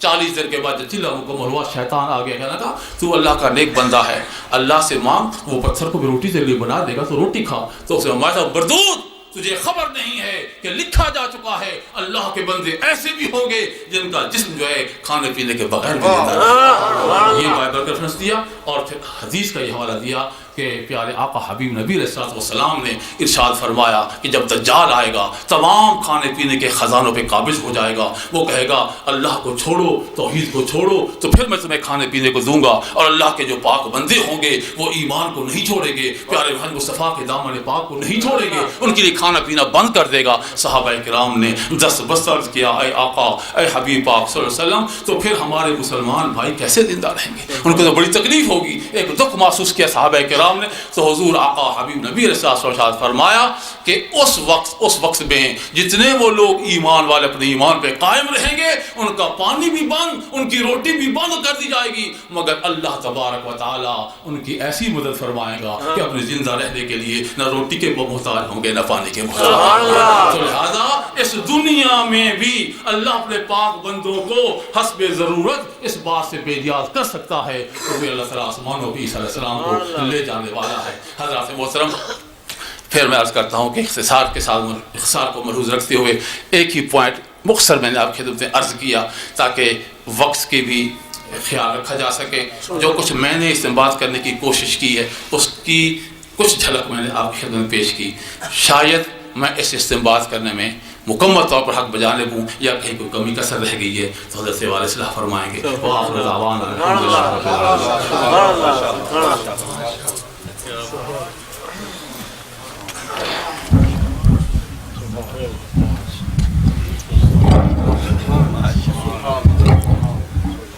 ایک تو حضرات میرے متعلق یہ رائے قائم کر لینا کہ میں مسلم ہوں، یہ صحیح نہیں ہے. میں آپ کا ایک دوست ہوں، آپ کا ساتھی ہوں. اگر میری کوئی بات آپ کو اچھی لگتی ہے تو آپ کی مہربانی ہے. میں آپ کے ہزاروں باتوں سے استفادہ کرتا ہوں اور اپنے آپ کو محتاج سمجھتا ہوں. یہ صحیح نہیں ہے کہ میں لوگوں کو یہ تاثر دوں کہ میں اتنا کوئی لائق اور قابل آدمی ہوں کہ لوگ مجھ سے سیکھتے ہیں. میں ایک عام آدمی ہوں. البتہ آپ لوگ مجھ پر مہربانی کرتے ہیں، اس کا میں شکر گزار ہوں. خود کچھ نہیں ہوں، جن کی اولاد میں سے ہوں، ان کی وجہ سے آپ عزت کرتے ہیں. اللہ آپ کو جزائے خیر عطا فرمائے. یہ جہاں تک ان باتوں کا تعلق ہے، آپ لوگوں نے بڑی محنت کی ہوئی ہے، اور میں ہر آدمی جو شخص جس نے اس فیلڈ میں کام کیا اس کا احترام کرتا ہوں. ہر جملے پر پتہ لگنے لگتا ہے کسی نے کیا کام کیا ہے. جیسے کہ لفظ دی پرافٹ ان بابا دہرایا ہے، ان نبی دہرایا ہے. ہمارے بلاغیوں کے ہاں ایک قاعدہ ہے، جس وقت کسی فرد کو مطلق ذکر کیا جاتا ہے تو فرد اعلیٰ مراد ہوتا ہے. جب ان نبی کہا جائے، کوئی نام نہ ساتھ لیا جائے، تو پتہ کیا مراد ہوگی؟ فرد اعلیٰ مراد ہوگی. اس کا ثبوت جب پروردگار عالم نے کہا سبحان الذی اسریٰ بعبدہ، اصلی نام ساتھ نہیں لیا، عبد کہا، سرکار مراد ہے لیکن اللہ تعالیٰ نے اصلی نام نہیں لیا. کہا لما قام عبد اللہ یدہو قادو یکونون علیہ لبدا. ایسے ہی ہے، میں حافظ نہیں ہوں، ایسے ضرورت کے مطابق پڑھ لیتا ہوں. جب اللہ کا بندہ کھڑا ہوا، کون کھڑا ہوا؟ سرکار. یا عبداللہ کہا تبارک الذی نزل الفرقان علی عبدہ لیکون للعالمین نذیرا. اس جگہ بھی عبد کہا نا. الحمدللہ الذی انزل علی عبدہ الکتاب ولم یجعل لہ عوجا. یہ سب جگہوں میں عبداللہ سرکار کو کہا گیا نا، لیکن ساتھ اصلی نام نہیں لیے گئے نا. بئی معنی یہ مطلق ہے کہ عبد کا کے چھوڑ دیا، تو اس سے کیا مطلب ہوگا؟ کہا کہ جسے کہا کہ وذکر عبدنا داود ذل العید، ہمارے بندے داود کو جو طاقتور ہے اس کا ذکر کرو. ذکر رحمت ربک عبدہ زکریا. کاش حافظ ہوتا. آپ صحیح پڑھ رہا ہوں؟ ذکر رحمت ربک عبدہ آپ بھی حافظ ہے نا. یہ حضرت زکریا علیہ السلام جو اللہ کے بندے ساتھ زکریا بھی کہہ دیا. وذکر عبدنا ایوب، ہمارے بندے ایوب کو یاد کرو. اس کی کیا وجہ؟ ان کے نام بھی ساتھ لیے، عبد بھی کہا، مطلق کیوں نہیں چھوڑا؟ کہا اگر مطلق چھوڑا تو فرد اعلیٰ مراد ہوتا، یعنی جس پر عبدیت منتہی ہو جاتی ہے، جس سے عبدیت شروع ہو کے اسی پر ختم ہوتی ہے، وہ مراد ہوتا، اور وہ صرف ایک مدینے کا چاند ہے. گل چنگی طرح پلے نہیں پئی. جلے آخو نا رستم، کیڑی چاہیے نے رستم؟ پنڈی نے رستم، پنجاب نے رستم، انگلینڈ نے رستم. یہ پوچھا کیسی نا، یہ چیمپئن ہے. وہ کیڑی جائی نے چیمپئن ہے؟ یہ چیمپئن آف انگلینڈ ہے، چیمپئن آف لندن ہے، champion of America, world champion ہے. تو جگہ رستم آپو ان دیڑے موجود ہونا، تو رستم آخو اور نالے آخنے ضرورت پینی سی کہڑے علاقے نا، کیونکہ اسلی رستمیت جو پیال ہی کوئی نہیں سا. کہا ایوب علیہ السلام کا ذکر عبدنا کہا، ایوب بھی کہا کہ جس میدان عبدیت میں وہ کھڑے ہیں اس میں اور بھی عبد ہیں جو شریک ہیں. ہے جی، زکریا علیہ السلام کو عبد کہا، لیکن جس میدان عبدیت میں وہ جلوہ فرما ہیں اس میں اور بھی عبد اس میں شریک ہیں. اس لیے ساتھ اصلی نام بھی ذکر کرنا پڑے گا کہ رستم عرب یا رستم پنجاب یا رستم زماں وغیرہ وغیرہ. اس لیے داود علیہ السلام کا ذکر کیا، عبد بھی کہا، اور ساتھ داود بھی کہا کہ کیونکہ جس میدان عبدیت میں وہ کھڑے ہیں ان میں اور کئی شریک ہیں. پر سرکار کی باری آئی، کہا عبد کہا ہے، ساتھ اصلی نام ذکر نہیں کریں گے، کیونکہ اصلی نام ذکر کرنے کا مقصد ہوتا ہے باقیوں سے نکھارنا، اور تیری عبدیت میں شریک ہی کوئی نہیں ہے تو نکھاریں کیا؟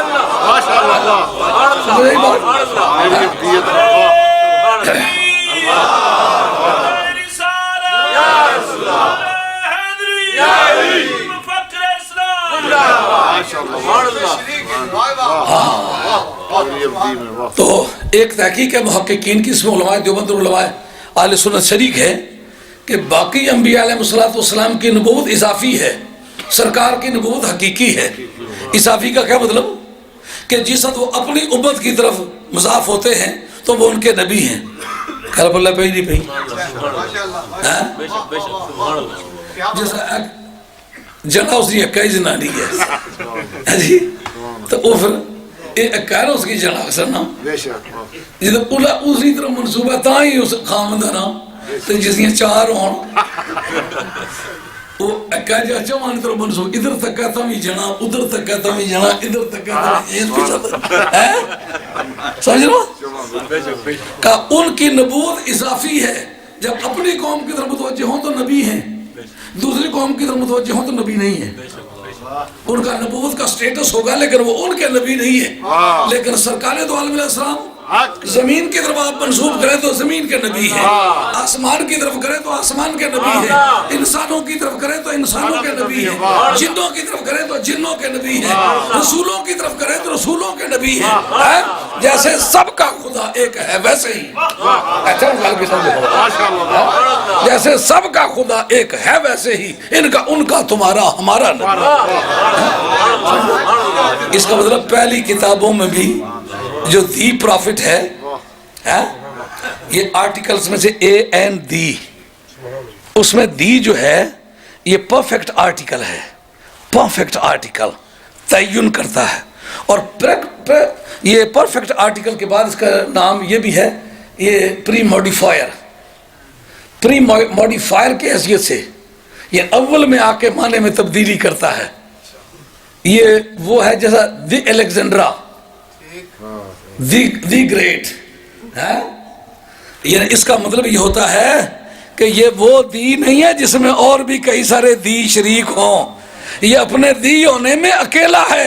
تو دی پرافٹ کہنے کے مطلب یہ ہے, یہ وہ نبوت نہیں ہے جس میں دوسرے شریک ہوں, یہ ایسی نبوت ہے جس میں وہ وعدہ اولا شریک ہے, جس طرح خدا اپنی خدائی میں لا شریک ہے, اسی طرح یہ اپنی پرافٹ ہوٹ میں. Do you understand, mister?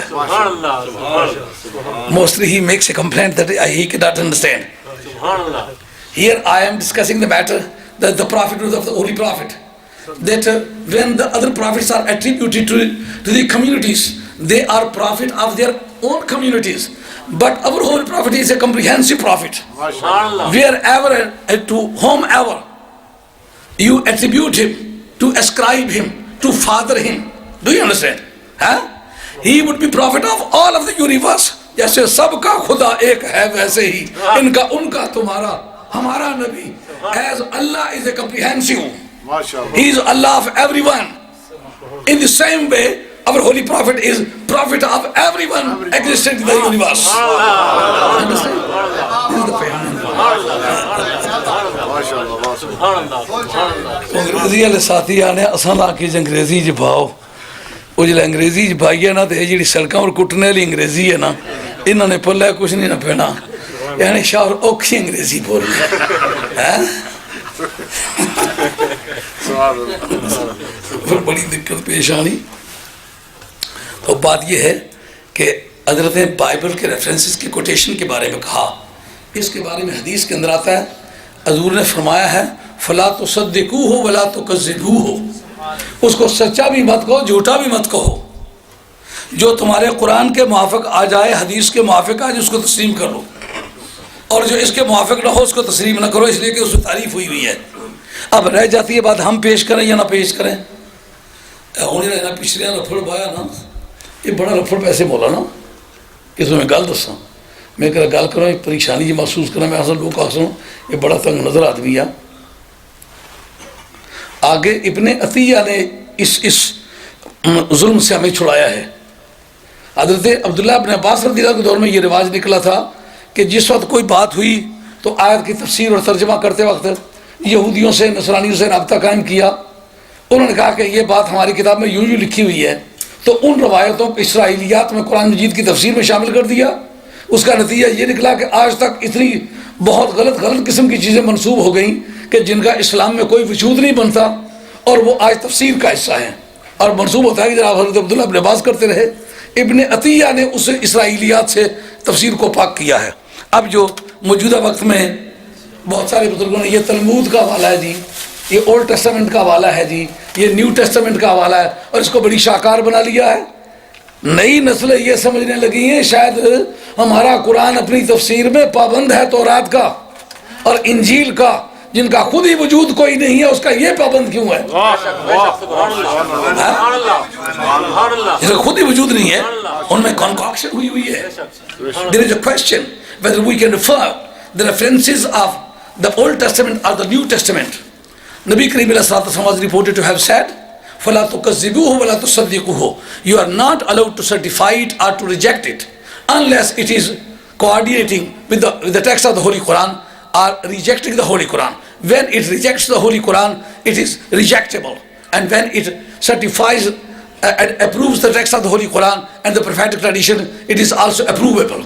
So this is the principle.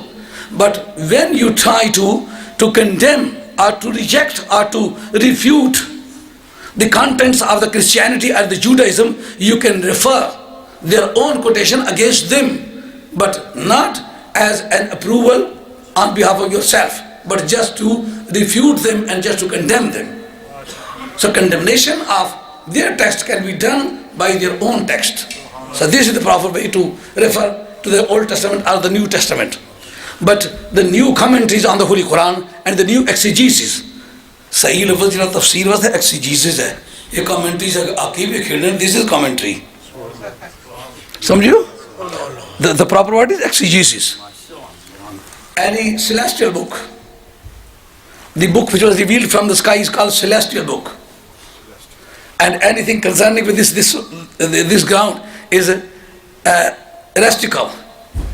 The terrestrial celestial books are commented on, and that commentary is called exegesis. Nowadays the different type of exegetical commentators on the Holy Quran, they incorporated many material of the Old Testament and the New Testament just to beautify their commentary on the Holy Quran. But this is highly objectionable because the new generation got an impression that this is also component part of the commentary of the Holy Quran. No, they are not.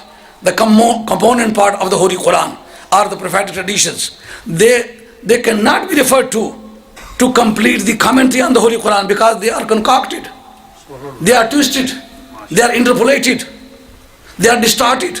When distortion and concoction and interpolation and forgery and fabrication, all these things are materialized and incorporated in the text of their own book, those books cannot be referred to. Understand? Therefore, Nabi Karim ﷺ says, you are not allowed to incorporate their material in the commentary of the Holy Quran, but you are duty bound to comment on the Holy Quran, the text of the Holy Quran, by the text of the Holy Quran, and then by the prophetic tradition, and then the quotations of the Muslims as analogy, Islamic analogy, or Islamic consensus of the competent of Muslim scholars of the age. These are four sources of law: Kitabullah, the text of the Holy Quran, and the prophetic traditions, and Islamic analogy, and the consensus of the competent Muslim scholars of the age. These are four sources of law which can be incorporated to comment on the Holy Quran. But the new commentators have incorporated many other things which are irrelevant to the Holy Quran. Therefore they should be rejected. اور موجودہ وقت میں جو لوگوں نے یہ کام کیا ہے، آئندہ نئی نسلیں یہ سمجھنے لگ جائیں گی کہ جو قرآن مجید کی تفسیر بغیر یہودیوں کی کتابوں کے مکمل نہیں ہوتی. انہوں نے بنایا اس کو کارنامہ، اور یہ جناب ایک ایسا توق بن جائے گا جس کا اتارنا مشکل ہو جائے گا. آگے اندلسی عالم دین ہے وہ ابن عطیہ، جنہوں نے اسرائیلیات سے تفسیر کو پاک کیا ہے، اور آج ہم رہن پڑے ہوئے ہیں. کسی بھی مسلمان کو بائبل کے کسی کوٹیشن پر یا جوڈائزم کی کسی مٹیریل پر بھروسہ کر کے یہ سمجھنا کہ ہم نے تفسیر سمجھ لی، یہ غلط ہے. آپ ان کے رد میں پیش کر سکتے ہیں، ان کے رد میں ان کی کتاب. یہ ایسا ہے جیسا کسی کا جوتا اتار کے کسی کے منہ پہ مار دو، یہ اس کی فلسفی ہے. یہ نہیں کہ اس کا جوتا لے کے آپ اپنے گلے میں ہار بنا لیں. سمجھے؟ انہاں بگانیاں جوتیاں نا ہار بنائی کتاب نے، جنہوں نے گلے بائی گے نا پیچھے کر پتہ نہیں کیا کیا بن سی. یہ موٹی موٹی باتیں تھیں.